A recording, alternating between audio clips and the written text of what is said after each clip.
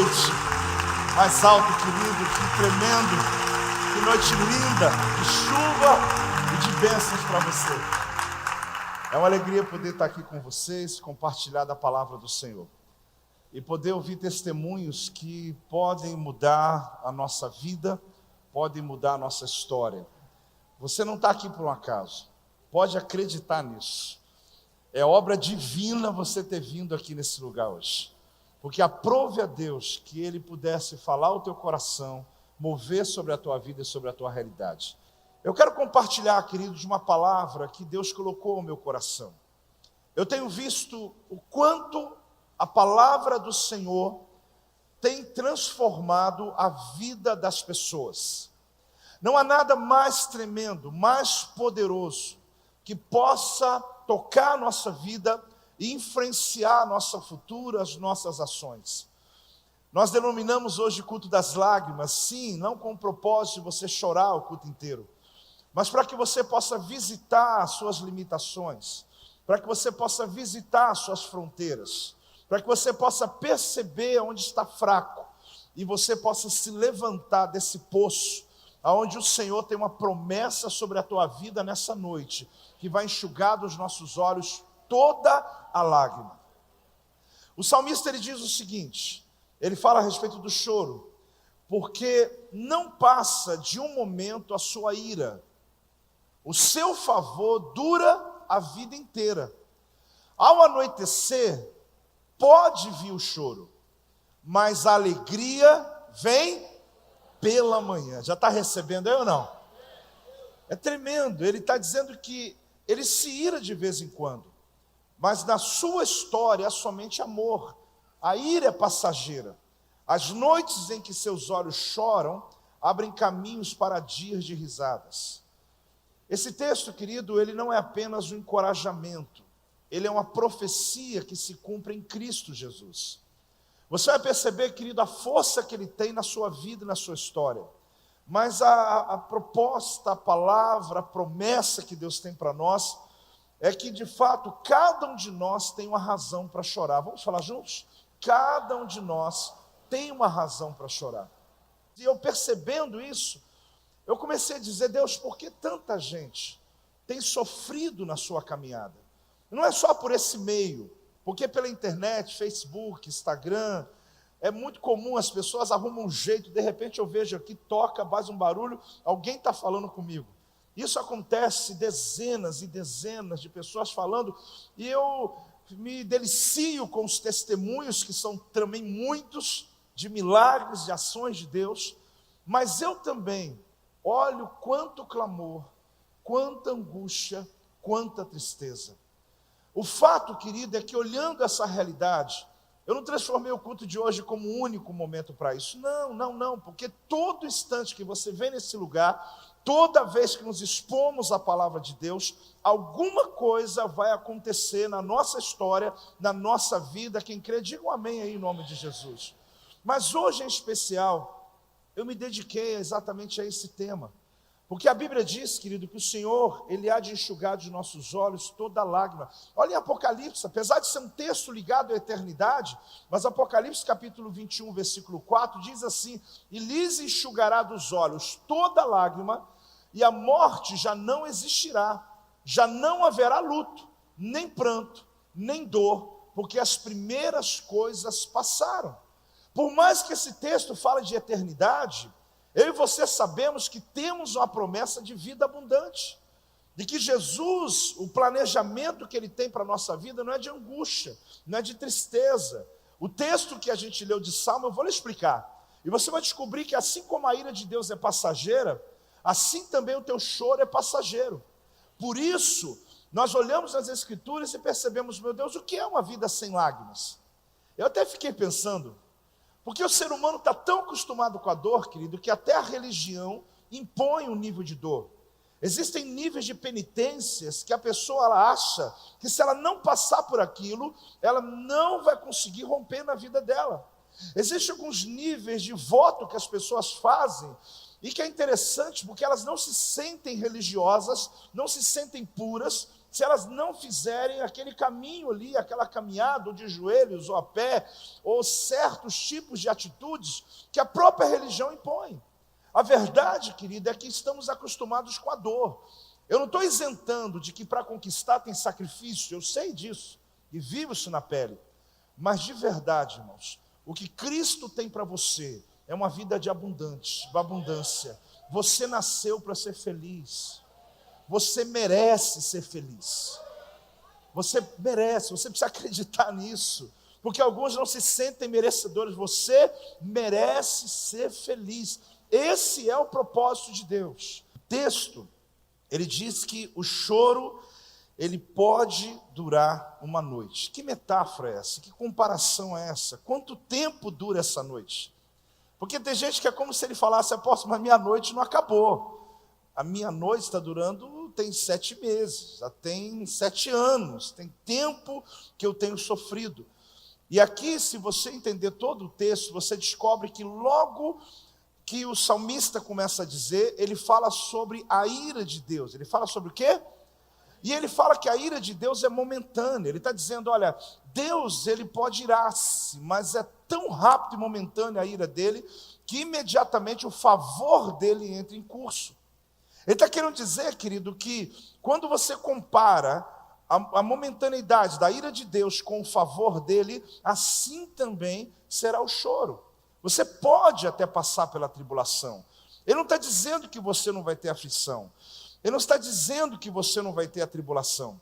Mas ele está dizendo que o apóstolo Paulo fala, em 2 Coríntios 4, 17 a 18, que explica um pouco esse texto do Salmo 30, onde diz assim, porque a nossa leve e momentânea tribulação faz o quê? Produz. Ele está dizendo, olha, o que eu estou passando vai produzir alguma coisa. A tribulação está trabalhando para mim, ela está produzindo para mim. A tribulação tem um emprego. Esse emprego é produzir aquilo que está dizendo ali, para nós eterno peso de glória, acima de toda comparação. E diz mais a esse respeito, não atentando nós nas coisas que se veem, mas nas que se não veem, porque as que se veem são o quê? Temporais. Então aquilo que você está vendo é passageiro. E diz, as que se não veem, elas são eternas. Quando você lê esse texto, ajuda você a compreender um pouco sobre aquilo que o salmista, ele estava falando a respeito do choro. Ele estava dizendo que nós precisamos comparar, que mesmo que você passe por um momento difícil na sua vida, mas que ao amanhecer, que esse amanhecer já chegou sobre a tua vida, essa história, ela vai mudar. A leitura original do texto é muito interessante, preste atenção no telão. O choro se alojará à noite, e o júbilo virá pela manhã. Ou ao entardecer, o choro pode chegar para passar a noite. Então, quando o salmista está falando sobre o choro, sobre a tristeza, sobre a angústia, sobre o teu momento, o dia mal que você esteja vivendo, ele está chamando esse choro de um hóspede. Aquele que veio se hospedar na tua casa à noite, você hospedou o choro, combinou com ele que de manhã, depois do café, ele vai embora. Sabe aquele hóspede que você recebeu, estava de viagem, passando pela cidade, e de alguma maneira você criou uma conexão, e ele veio ficar na sua casa. E esse hóspede era combinado o quê? Que ao chegar pela manhã, ele vai embora. Ele vai tomar o café e ele vai embora. Mas de repente na mesa do café, o hóspede olha para você e diz assim, eu estou sentindo de ficar mais um pouco. Eu estou inclusive pensando em passar aqui mais uma semana, né? E talvez você pense assim, meu Deus, mas aí eu tinha que hoje trabalhar, eu tinha que hoje cuidar de coisas pessoais, eu precisava hoje resolver alguns compromissos, e eu agora tenho que pensar que almoço que eu vou fazer.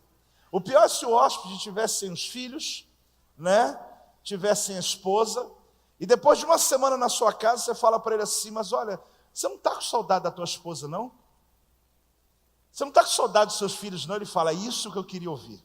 Ele liga para a mulher e fala, mulher, vem para cá, porque Agora é para você e as crianças virem também. Quer dizer, você estava dizendo para ver se ele vai, né? Mas ele fala, agora sim eu entendi.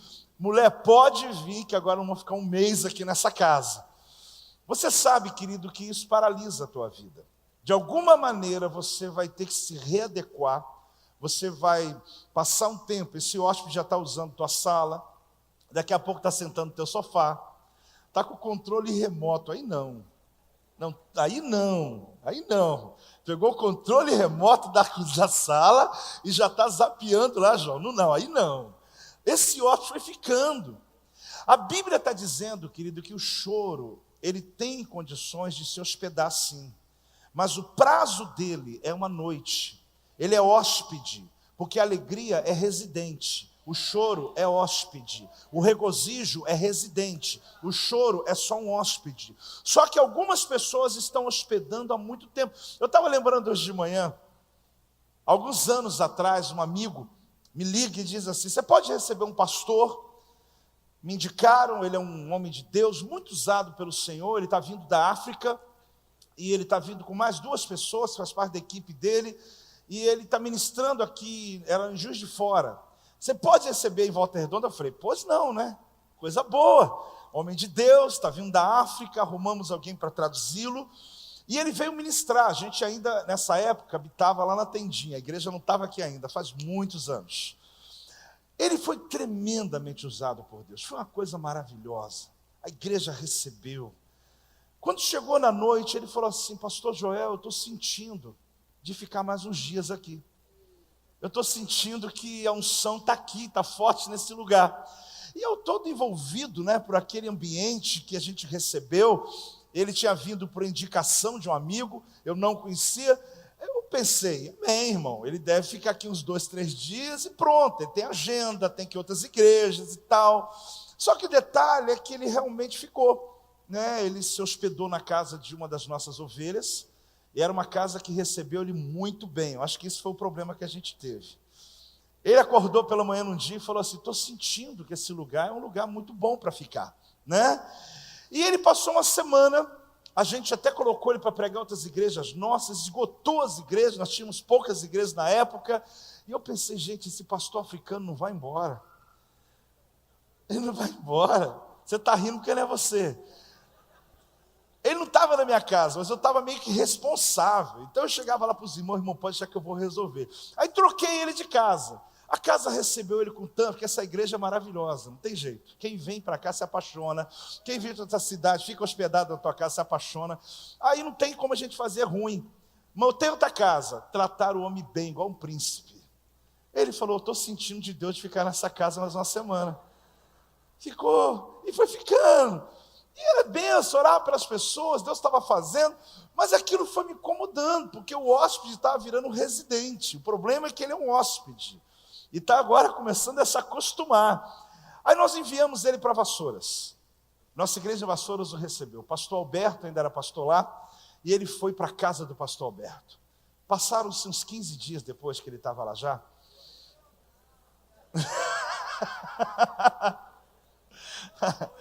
Tratamento VIP, estava maravilhoso. Até eu, meu irmão. Você não quer me levar para tua casa também, não?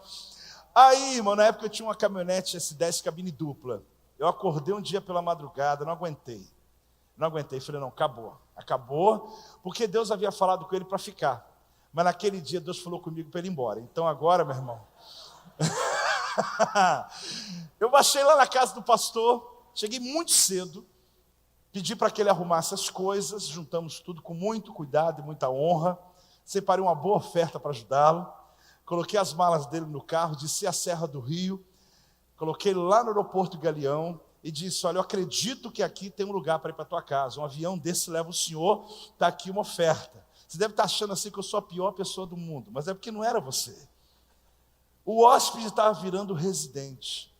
Você sabe, querido, que o choro até pode se hospedar assim. É inevitável, é um luto que você passa. É um momento de perda que você viveu. Inclusive é necessário. Existem momentos que se você não tiver chorado, isso vai custar caro depois no seu futuro.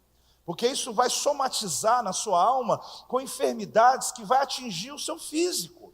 Então chorar é terapêutico, chorar é necessário. Ele pode vir e se hospedar. A angústia, a tristeza, o momento de crise, a ansiedade. Só que lembre-se, querido, que Deus está dizendo que esse choro, esse ambiente é um hóspede.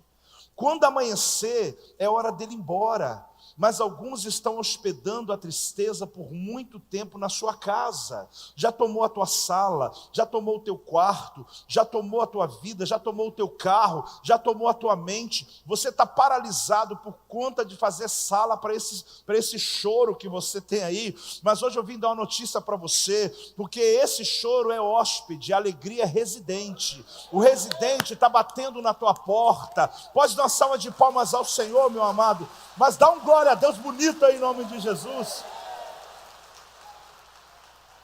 Você vai perceber, querido, que as ações de Deus na palavra acontecem em muitos momentos, mas você vai perceber que muitas vezes acontece pela manhã. Lamentações capítulo 3, versículo 22 diz que as misericórdias do Senhor são a causa de não sermos o quê? Consumidos, porque as suas misericórdias não têm fim. E olha bem que interessante, renovam-se quando? Oh, glória a Deus, a cada manhã, grande é a tua fidelidade. Todo dia de manhã, hoje de manhã, a misericórdia do Senhor bateu na tua porta. Só que você disse para ela, eu já tenho um hóspede já no quarto já, ele já está aqui há muito tempo. Eu já tenho um choro que está aqui na casa, já tem meses. Você não entendeu que esse choro é hóspede, a misericórdia é residente, o regozijo mora na tua vida. Você pode até passar um dia mal, eu quero que você entenda isso, eu não quero te iludir.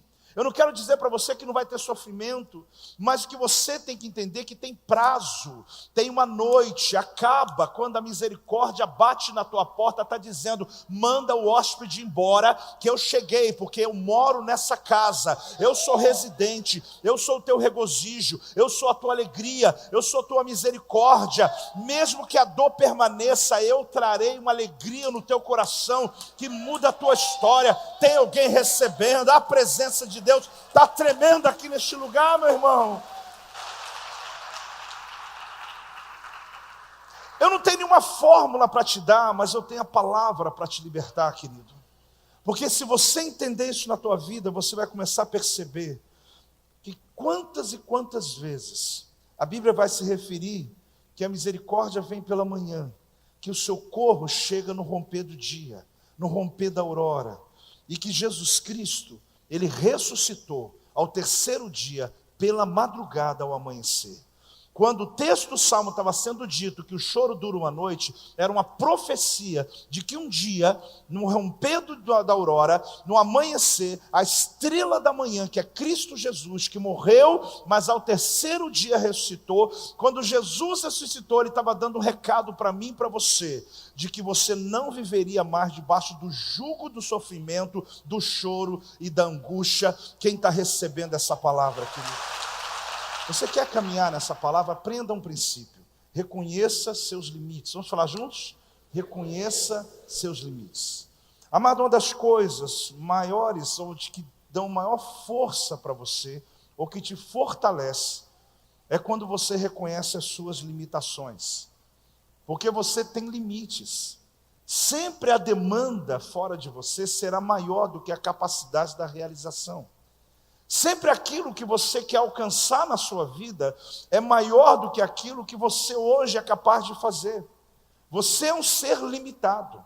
Em Cristo, você é ilimitado. Mas como pessoa, aqueles que estão ao seu redor, eles esperam muito de você. Algumas vezes você se torna como um catalisador, como um imã. Parece que tudo que acontece na família ou ao redor de você, você suga, é como se viesse para você, é como se as pessoas depositassem você, esperando que você pudesse trazer uma resposta. E pior, é quando você decide que você sempre terá uma resposta. Não quer chorar. Por quê? Porque se eu chorar, a casa cai, pastor. Se eu desistir, tudo acaba. Eu tenho que manter uma posição, mas o nó está na garganta. A cabeça está doendo, mas não é só por uma dor física, é por uma angústia que vem. Pessoas da casa dormem, você passa a noite em claro. E sempre pensando, o que eu vou fazer? Esse choro, o apóstolo falou que ele dura uma noite, mas quem mandou você hospedar ele também mais dias? Quem mandou você dizer para ele continuar dentro da sua casa? Uma coisa importante que eu vejo nas Escrituras é quando Neemias, você vê isso no capítulo 2, versículo 17, ele tinha uma grande obra para fazer, mas antes de ele fazer a obra, ele diz, então lhes disse, estás vendo o quê? A miséria em que estamos. Olha que coisa, irmãos. Alguém que vem para te encorajar, ao invés de você pensar assim, ele vai vir falar que eu posso, ele falou, você está vendo a miséria? Porque ninguém consegue, querido, de verdade, conquistar, ou ser transformado ou mudado, sem primeiro reconhecer a condição pela qual ele está. Sem ele entender a posição que ele está. Você precisa saber o tamanho do problema, o tamanho da situação, e reconhecê-lo. Não é se humilhar, mas reconhecer. E ele diz assim, Jerusalém está assolada, suas portas queimadas. Vinde, pois, vamos reedificar os muros de Jerusalém. Ele diz isso por quê? Porque havia um entendimento muito claro de que se eu quero restaurar esse lugar, eu preciso mostrar às pessoas a condição que eles estão. Eu não vim aqui para falar sobre a sua tragédia.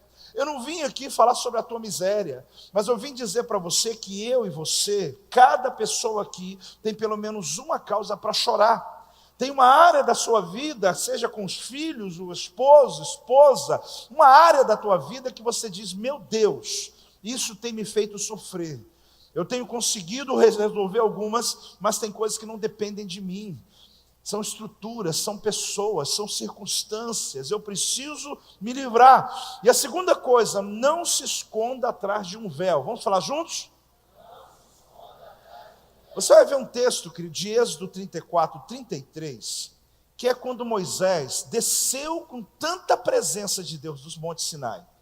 Ele tinha tanta glória no rosto dele, que tendo Moisés acabado de falar com ele, sabe o que ele fez? Está aí no texto, o que ele fez? Ele pôs um véu sobre o rosto. Sabe por quê? Porque estava brilhante.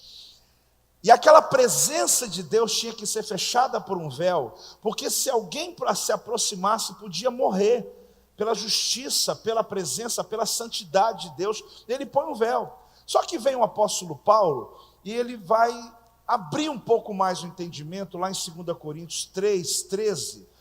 Nessa leitura vale a pena você prestar atenção. Que ele diz assim, e não somos como Moisés, que punha um véu sobre a face, para que os filhos de Israel não atentassem na terminação do que desvanecia.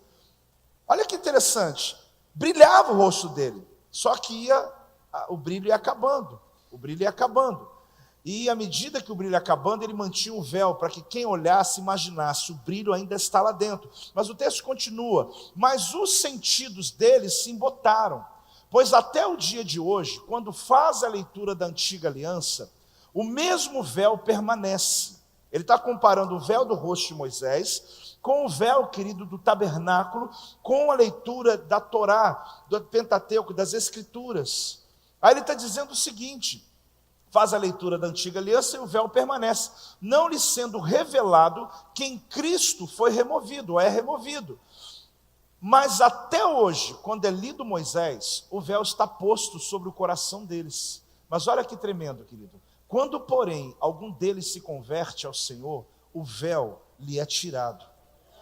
Quando alguém se converte, aceita Jesus, o véu é tirado. Aquilo que você diz não é possível, começa a se tornar possível. Porque a religião, querida, é como um véu. São dogmas. Por isso que Paulo diz, naquela época, e eu confio para você, até hoje, você vai em Israel, os judeus estão lendo a Torá, eles veem como se tivesse um véu, eles não estão vendo a revelação, eles não sabem aquilo que você sabe, aquilo que Mateus diz no capítulo 27, no versículo 51, onde a palavra de Deus diz que eis que o véu do santuário, o que aconteceu com o véu? Se rasgou, e diz mais, em duas partes, de alto a baixo, tremeu a terra, fenderam-se as rochas. Quando que isso aconteceu? Quando Jesus Cristo morreu na cruz do Calvário, o véu do santuário, que santuário? O templo que as pessoas adoravam, mas eles não podiam passar além do véu. O véu foi aberto, e a partir daquele dia a mensagem é: quem confessar Jesus como Senhor e Salvador da sua vida, ele terá entendimento das coisas, e o conhecimento liberta. O que você precisa, querido, não é dizer, eu preciso resolver o meu problema, é acabar com a minha dor. Não, Deus quer dar mais do que isso. Deus quer lhe fazer entender a tua história, entender a sua vida, porque tem coisas que elas podem não resolver, mas o entendimento te liberta, e à medida que você está liberto, as coisas começam a se resolver. É interessante que quando o texto fala a respeito do véu do santuário que foi rasgado, ele está mostrando para nós que não adianta a gente esconder. Sabe por quê? Ele já sabe. Fala para o teu irmão assim: ele já sabe. Então não precisa disfarçar, não precisa suavizar. A terceira coisa é essa: ele já sabe. Ou seja, Deus já conhece a tua vida. Então não adianta você querer contar uma história para amenizar. Não adianta você maquiar e colocar um véu e dizer: não. Eu vou conviver com a minha realidade, eu vou conviver com a minha dor. Por que eu tenho que pedir, orar ou buscar? Querido, se você reconhece os seus limites, é o ponto ápice para que você amplie as suas conquistas. Você não consegue ampliar enquanto você não reconhecer. Eu te chamo hoje a buscar essa presença de Deus na sua vida. Eu te convido hoje a aproveitar esse céu aberto e entender e dizer: Deus, rasga esse véu, porque eu estou aqui na minha mente tentando entender, às vezes tentando até ajudar Deus a fazer as coisas, mas eu quero hoje ser liberto no meu entendimento, eu quero enxergar as coisas, eu quero que essa dor suma, eu quero poder viver uma nova vida. Mas o que Paulo disse? Aqueles que se converterem, o véu será tirado dos teus olhos, e é o que Deus está fazendo aqui hoje. Talvez o choro se hospedou na sua vida, e não ficou só uma noite. O texto diz que ele ficou uma noite. E você diz: por que deu errado? Porque você hospedou ele mais um dia, mais outro dia, mais uma semana. Mas você hoje pode ter autoridade, já tem, para dizer o seguinte: choro, você é hóspede; alegria, você é residente. Então volta para casa, alegria. Regozijo, volta para casa. Mas será que é tão simples assim? Sim. Se você receber Jesus como Senhor da tua vida, você vai ver essa verdade acontecendo na tua história. Mas uma coisa nós aprendemos: ninguém pode fazer aquilo que só você pode. A oração dizendo: Jesus, me ajuda. Não é alguém que vai fazer por você, é você. É você que vai dizer: olha, eu entendi essa mensagem. Eu estou hospedando o sofrimento e o choro dentro de mim. Mas eu quero, a partir de hoje, abrir o meu coração, reconhecer os meus limites, tirar o véu, para que o Senhor olhe para mim e veja alguém que está pronto, necessitado, precisando de um milagre.